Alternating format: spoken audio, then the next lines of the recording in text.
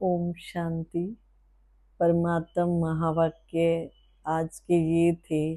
बाबा ने कहा कि एकांत में बैठ करके जो भगवान सुनाते हैं उसका मनन चिंतन करो, और एकांत में बैठ के मनन चिंतन करना है, और जो सुनाया जाता है उस पॉइंट को रिवीजन करो। जैसे मैं आप लोगों के साथ शेयर करती हूँ, तो इसको कहते हैं रिवीजन करना। क्वेश्चन था कि भगवान की याद हमें कब तक करनी पड़ेगी, याद की यात्रा हमारी पूरी कब तक होगी। देखो, दुनिया में हम रहते हैं, तो दुनिया में जब तक रहते हैं दुख सुख आते ही रहते हैं, कभी कुछ कभी कुछ। जब तक हमारे ये 5 तत्वों की कर्म इंद्रियां कंट्रोल में नहीं होंगी, तब तक हमें उस परमात्मा को याद करना ही पड़ेगा। जब हम संपूर्ण बन जाते हैं, उस एक की लगन में मगन हो जाते हैं, तो फिर उस परमात्मा को याद करना नहीं पड़ता है। हमारे ब्रह्मा बाबा थे या हमारी जो बड़ी दीदी दादियां थी, जब संपूर्ण स्थिति बन जाती है तो इस दुनिया से मोह अपने आप ही हटता जाता है। उनको देखा है लास्ट के दिनों में कि कैसे बस एक भगवान के सिवाय उन्हें दुनिया से कोई मतलब नहीं है। तो ऐसी स्थिति जब हो जाती है तब भगवान को याद करने की जरूरत नहीं होती, क्योंकि वो हमारे सदा अंग संग है। अभी जैसे ब्रह्मा बाबा थे, जब उन्होंने मतलब अपने आप को बदलना चाहा, तो बाबा दीवारों पे लिख देते थे, मैं आत्मा हूँ, मैं आत्मा हूँ, मैं आत्मा हूँ। तो अभी हमें आश्रम पे भी होमवर्क दिया जाता है कि आप अपनी डायरी में रोज का एक सम्मान लिखें कि मैं महान आत्मा हूँ, मैं पवित्र आत्मा हूँ, मैं श्रेष्ठ आत्मा हूँ। कम से कम 200 बार तो लिखे ही लिखे। तो उससे क्या होता है, जो हम लिखते हैं या जो हम चिंतन में करते हैं, तो हमारा जो मतलब वो होता है, हमारे अंदर जो व्यर्थ है वो सब खत्म हो जाता है। जैसे कई राम राम लिखते हैं, कोई राधे राधे लिखता है।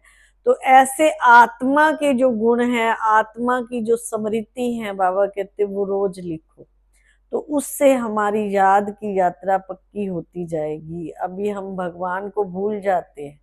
दुनिया में रहने का इतना अभ्यास पक्का है कि हम भगवान को 1 सेकंड के लिए या कई कई घंटे भी भूल जाते हैं। जब ये अवस्था पक्की हो जाएगी ना, फिर भगवान को याद करने की जरूरत नहीं होगी। तो आज का जो धारणा का पॉइंट था, सर्विस में दुख सुख मान अपमान सब सहन करना है। बाबा की सेवा करते हैं तो दुख भी आएंगे, सुख भी आएंगे, तो मान भी मिलेगा, अपमान भी मिलेगा, तो उसको सहन करना है। सर्विस में थकना नहीं। जैसे सेवा करते करते बच्चे थक जाते हैं, तो बाबा कहते सेवा में कभी भी थकना नहीं है। 3 पैर पृथ्वी के अगर आपको कहीं मिल जाए तो वहां बैठ करके भी बाबा ने कहा सेवा करनी। और आज का जो वरदान था वो ये था, सच्चे आत्मिक स्नेह की अनुभूति कराने वाले मास्टर स्नेह के सागर भव। हम क्या हैं? सच्चे आत्मिक स्नेह, सच्चा प्यार की अनुभूति हमको करवानी है। उसके लिए हम क्या करें? उसके लिए हमें मास्टर स्नेह का सागर बनना पड़ेगा। अब भगवान के लिए सबका प्यार एक समान क्यों है? क्यों? क्योंकि भगवान सबको ये नहीं देखते ये गरीब है, ये अमीर है। वो आत्मिक समृद्धि, भाई ये भी आत्मा है, हम भी आत्मा है। तो भगवान तो क्या है? निराकार है। जैसे एक जगह कहीं बहुत बड़ा बल्ब जला दिया जाए तो रोशनी स्वतः फैलती है, तो भगवान तो क्या है?